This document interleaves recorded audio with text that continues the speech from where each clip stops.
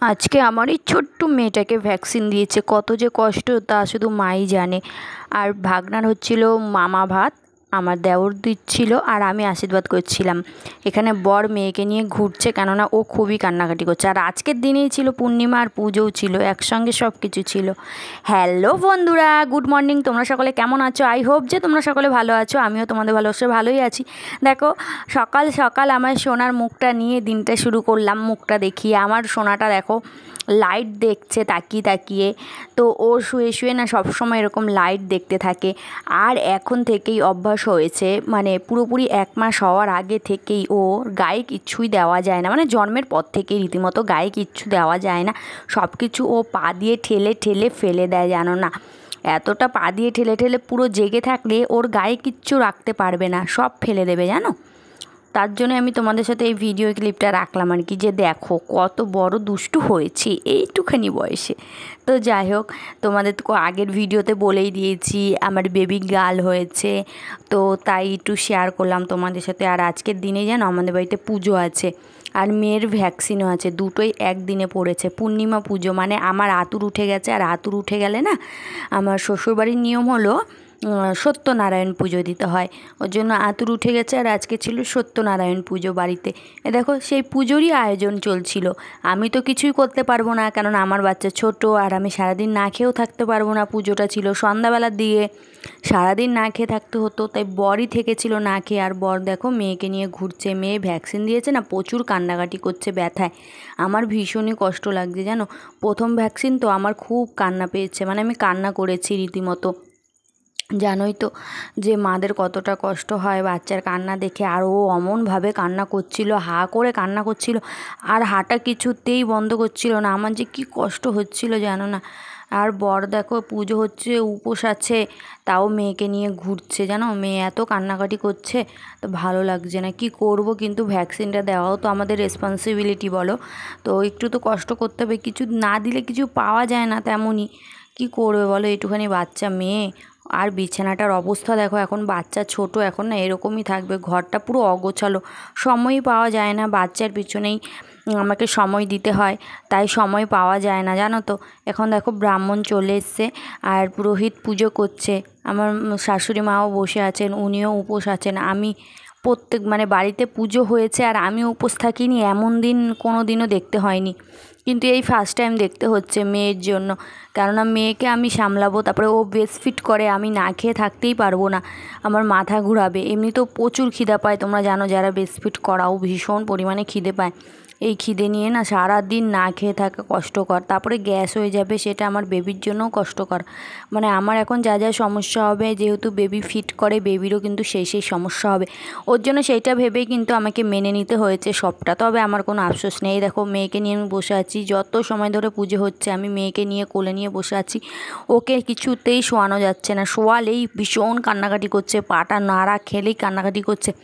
বা পায়ে যে ভ্যাকসিনটা দিয়েছে ওটা প্রচুর পরিমাণে পেন হয়, এতটা পেন হয় যে মেয়েটার পা কাঁপছে জানো।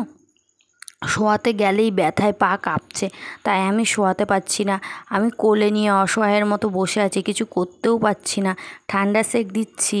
এ দেখো পুজো হচ্ছে, তার মধ্যেও বর একটু মেয়েকে নিয়ে ঘুরছে জানো না। ও আবার কান্নাকাটি করছে। আর আমার না ঘোরার মতন এনার্জি নেই, শরীরটা একদম ছেড়ে দিয়েছে। জানি না কেন, জানোই তো সি সেকশন ডেলিভারি হয়েছে, ব্যথা থাকে, তার উপরে মানে মেয়ের কান্নাকাটি দেখে আমি সত্যি নার্ভাস হয়ে পড়েছি। আমার একটুকু ভালো লাগছে না। বাড়িতে হোম যজ্ঞও হবে, ওর জন্য যজ্ঞের আয়োজন করছে পুরোহিত। এখানে দেখো সমস্ত রকমের প্রসাদ রয়েছে, যা যা মানে দিয়েছে। বাড়িতে কিছুই তৈরি করে দেওয়া হয়নি এই বছর, কেননা আমি তো পারবো না। আর সত্যনারায়ণ পুজো একটু লুচি টুচি করে দেওয়া মানে দিতাম যদি পারতাম। এখন যেহেতু আমি নিজেই উপোস নেই, মেয়েকে সামলাতে আমার সময় যাচ্ছে, পুজো হচ্ছে, মেয়ে কান্নাকাটি করছে, কোনটা সামলাবো বলো। ওর জন্য এবছর আর কিছু করতে পারিনি। তা ও মেয়েকে নিয়ে একটু ঘোরাচ্ছে, ও ঘোরালে না চুপ করছে।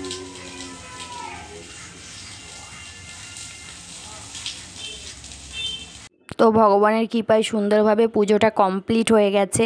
এখন বাড়ির সবাইকে এবং পাড়ার সবাইকে প্রসাদ বিতরণ করা হবে। আমার বর আমার শাশুড়ি মিলেই করবে এই কাজটা। আমিই করে থাকতাম, সেটাও আমার বরের কাঁধে চলে গেল। মানে এখন আমি মেয়েকে নিয়েই বসেছি, সম্পূর্ণ সময় আমি মেয়েকেই দিচ্ছি। সবার আগে আমার প্রায়োরিটি হলো আমার মেয়ে হলো সবার আগে।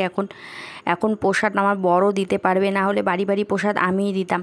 তো যাই হোক, পরের দিন ছিল আমার ভাগনার মুখে প্রসাদ হয়ে গেছে, কিন্তু মামা ভাত ছিল। এই দেখো, এটা হলো আমাদের হ্যান্ডসাম ভাগনা। বসে বসে দেখো কি সুন্দর, মানে উপর হয়ে রয়েছে, উবর রয়েছে। আমার মেয়ের থেকে ও হলো 3.5 মাসের বড়, তাই আমার মেয়ের 3.5 মাস আগে ও হয়েছে। মানে আমার মেয়ে বোন হবে, ও দাদা হবে। তো যাই হোক, দুজনের জুটি কিন্তু খুবই ভালো হবে, জানো না। এখানে হচ্ছে মামা ভাত আমার দেওর দিচ্ছে, আর আমার বর দিয়েছিল, মানে ওই আমার ভাগনা দেখছো যে তার আবার দিদি আছে, মানে আমার ভাগ্নির বেলা আমার বর মুখে প্রসাদ দিয়েছিল, মানে বড়টার বেলা বড় মামা, ছোটোটার বেলা ছোটো মামা। আর এই ছোট ভাগনাটার জন্য আমার দেওরই দিচ্ছে মামা ভাত। আর আমার বরের কাজ দেখো, যে কোনো অনুষ্ঠান হোক না কেন বাড়িতে, ও তখনই না স্নান করবে না, জানো না, কত বেলা করে স্নান করবে। কাঁধে গামছা নিয়ে এখন বসে আছে, দেখো সব রিচুয়ালসগুলো ওর ভাইকে দেখিয়ে দিচ্ছে। নিজে কিন্তু তাড়াতাড়ি যে কোনো অনুষ্ঠান হোক বা যে কোনো যদি শুভ কাজ যাই হোক না কেন বাড়িতে থাকে, সেই সময় না ও কোনো দিনই তাড়াতাড়ি করে স্নান করে রেডি হয়ে নেয় না। সব সময় এরকম লেজির মতন পড়ে থাকে, আমি জানি না কেন। আর আমি দেখো মেয়েটা ঘুমাচ্ছে, মেয়েকে কি উপরের ঘরে একা রেখে আসবো, তাই আমি কোলে নিয়েই ওকে এসেছি। ভাগনার যেহেতু মামা ভাত হচ্ছে, ওকে একটু আশীর্বাদ করতে হবে, ওর জন্য মেয়েকে কোলে নিয়েই চলে এসেছি। এখন তো মেয়েকে ছাড়া থাকতেই পারবো না, যেখানে যাই মেয়ের জন্য চিন্তা হবে। তার জন্য নিচের ঘরে গেছি, উপরের ঘর থেকে উপরের ঘরে তো একা রাখা যাবে না ওকে, যেহেতু ওর এখনও মুখে প্রসাদ হয়নি, তাই ওকে নিয়ে আমি নিচে গেছি। এখন দেখো আমার দেওর ওকে সব রকমের খাবারের টেস্ট করাচ্ছে, প্রত্যেকটা খাবার ওর মুখে চুইয়ে চুইয়ে দেখছে, মানে দিচ্ছে। এখনও তো খেতে পারে না, কোনো কিছু গলায় আটকে যাবে, ওর জন্য সব কিছু ওর শুধু জিভে টাচ করাচ্ছে। আর ও কিন্তু চেটে চেটে দেখছে, মিষ্টি যেগুলো লাগছে সেই খাবারগুলো কিন্তু ভালো করে চেটে চেটে খাচ্ছে। আর ওর দিদিও ওকে আশীর্বাদ করবে, সবাই মিলে আশীর্বাদ করবে মামা ভাতের জন্য।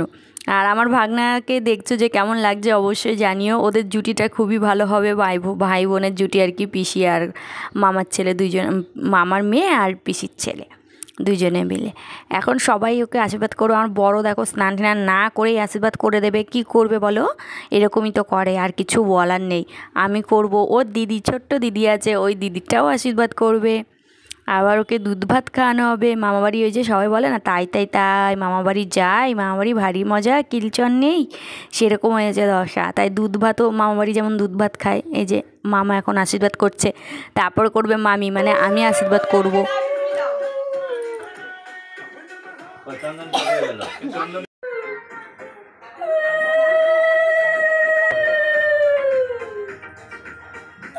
देखिए भाई, दिखे ताका चंदन फोटो दो।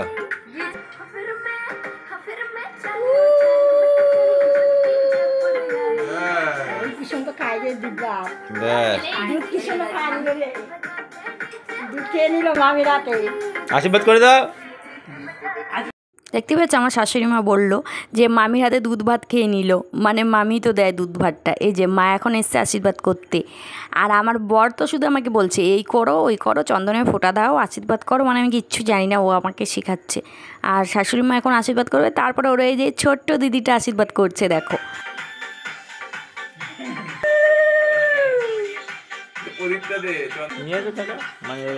এই দেখো আমাদের বেবি বয়কে কেমন লাগছে অবশ্যই জানিও। অনেক কিছু মেনু ছিল, সেই সব কিছু আর তোমাদের সাথে এই যে দেখিয়ে দিচ্ছি কী কী ছিল। চিলি চিকেনও ছিল, সেটা ভাগনার সামনে দেওয়া হয়নি, আমাদের জন্য করা হয়েছিল, ওর জন্য তো মাছ করা হয়েছিল। আজকের ব্লগটা অবশ্যই তোমরা জানিও কেমন লাগলো। যদি ব্লগটা ভালো লাগে একটা লাইক কমেন্ট শেয়ার করে আমার পাশে থেকো। দেখা হচ্ছে পরবর্তী ব্লগে তোমাদের সাথে। তোমরা সকলে সুস্থ থেকো, ভালো থেকো এবং সাবধানে থেকো। ব্লগটা কেমন লাগলো আমাকে কিন্তু জানাতে ভুলো না। তো বাই, দেখা হচ্ছে পরের ব্লগে।